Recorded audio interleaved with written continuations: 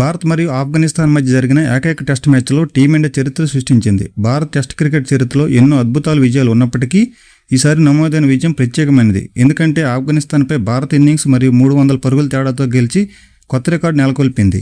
ఈ మ్యాచ్లో భారత బ్యాటర్లు పరుగుల వరద పారించగా బౌలర్లు ఆఫ్ఘనిస్తాన్ బ్యాటర్లకు ఏమాత్రం అవకాశం ఇవ్వలేదు. ముఖ్యంగా ఆరంగేట్రం చేసిన యువ స్పిన్నర్ మనోజ్ సుతార్ అందరి దృష్టిని ఆకర్షించాడు. న్యూ చండీగఢ్లో జరిగిన ఈ టెస్ట్ మ్యాచ్లో భారత్ టాస్ గెలిచి మొదటి బ్యాటింగ్ ఎంచుకుంది. బ్యాటింగ్కు అనుకూలమైన ఉన్న పిచ్చిపై భారత ఓపెనర్లు జాగ్రత్తగా ఆరంభించారు. ఆఫ్ఘనిస్తాన్ బౌలర్లు మొదట్లో కట్టుదిట్టంగా బౌలింగ్ చేసినప్పటికీ భారత బ్యాటర్లు క్రమంగా ఆధిపత్యం చెలాయించడం ప్రారంభించారు. కెప్టెన్ సుమన్ గిల్ బాధ్యతమైన ఇన్నింగ్స్ ఆడాడు. జట్టుకు అవసరమైన సమయంలో వికెట్లు పడకుండా జాగ్రత్త పడుతూ పరుగులు సాధించాడు. అతనికి కేఎల్ రాహుల్ మంచి సహకారం అందించాడు. ఇద్దరూ కలిసి భారీ భాగస్వామ్యం నెలకొల్పి ఆఫ్ఘనిస్తాన్ బౌలర్ల ఆత్మవిశ్వాసాన్ని దెబ్బతీశారు. ప్రతి సెషన్లో భారత్ ఆధిపత్యం స్పష్టంగా కనిపించింది.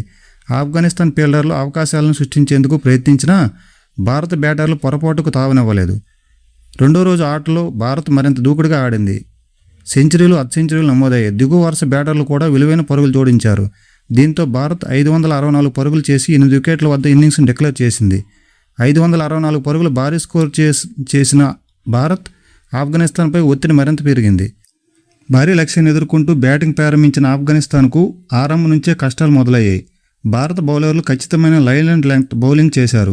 ముఖ్యంగా ఆరంగేట్రం చేస్తున్న మనోజ్ సుతార్ అసాధారణ ప్రదర్శన చేశాడు. అతని స్పిన్కు ఆఫ్ఘన్ బ్యాటర్లు సమాధానం కనుగొలేకపోయారు. ఒకదాని తర్వాత ఒకటి వికెట్లు కోల్పోయిన ఆఫ్ఘనిస్తాన్ చివరకు కేవలం 152 పరుగులకే ఆలౌట్ అయింది.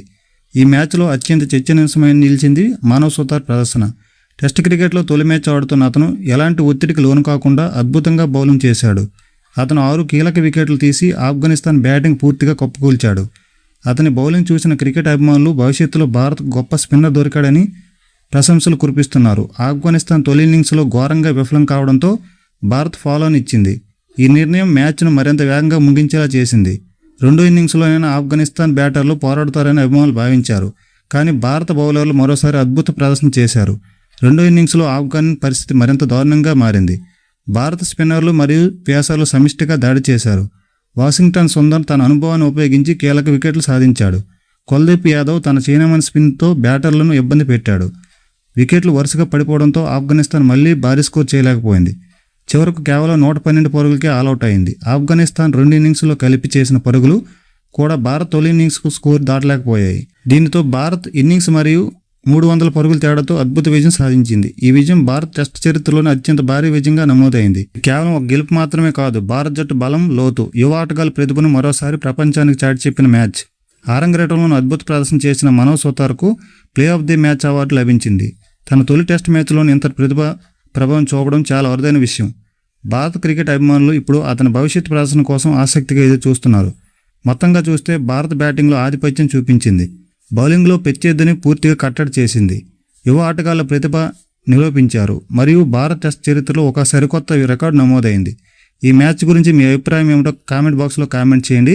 వీడియో నచ్చితే లైక్ చేయండి, షేర్ చేయండి. అలాగే మరిన్ని క్రికెట్ అప్డేట్స్ కోసం ఛానల్ సబ్స్క్రైబ్ చేయడం మర్చిపోవద్దు.